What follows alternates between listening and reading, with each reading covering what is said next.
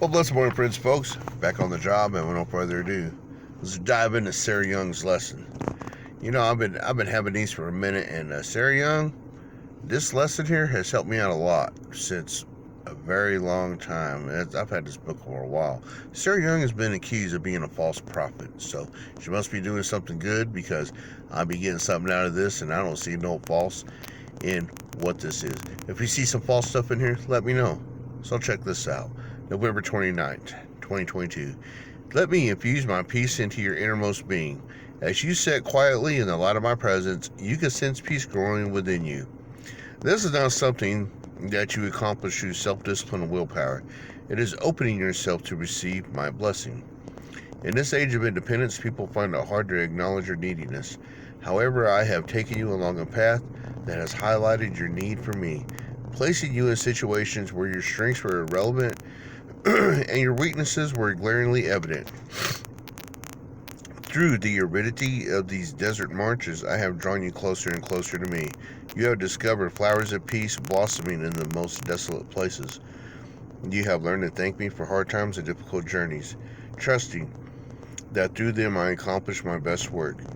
You have realized that need of me is the key to knowing me intimately, which is the gift above all gifts. And of course, every time that I say me, it is the Lord, or I, it is the Lord that she's referring to.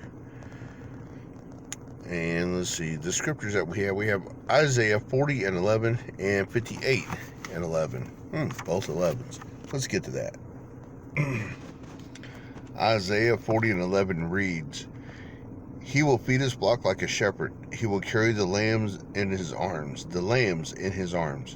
holding them close to his heart. He will gently lead the mother sheep with their young. Remember, Jesus is the shepherd, and we are the sheep. So he holds us in his arms. Pretty self-explanatory. And now, 58:11. I'm going to go ahead and read 11 through 12, which is, The Lord will guide you continually, giving you water when you are dry, and restoring your strength. You will be like a well-watered garden, like an ever-flowing spring.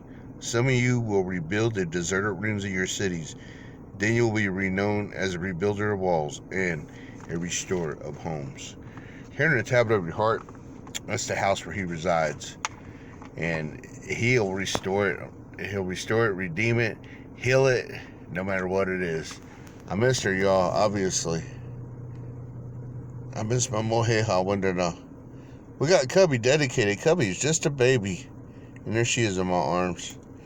I used to go to Lighthouse Pentecostal Church right over here off of Rogers Lane, right here in Lawton. And I sat there. I was there for 7 years. And it was a wonderful experience here. A very loving crowd. When